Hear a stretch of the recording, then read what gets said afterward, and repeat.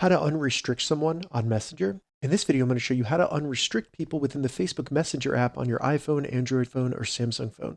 And if this video helps you, please consider giving it a like and also subscribe to my channel because that really helps me out. So if someone is restricted on Messenger, you may not see them come up in your chat or stories, things like that, but we can easily see a list of people that are currently restricted on Messenger and then remove them from that list. So to do that, open up the Messenger app, then select Menu.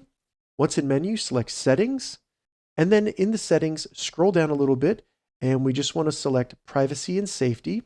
And then in Privacy and Safety, scroll down, and you'll see Restricted Profiles. Select that. And then all you need to do is select the person that you want to unrestrict. From there, select their username in the top of the app. And then all we need to do is scroll down and under Privacy and Support, select Unrestrict. And there we go. It'll say that their name is unrestricted, and you have now unrestricted someone in Facebook Messenger. If this video helped you, give it a thumbs up and please consider subscribing to my channel.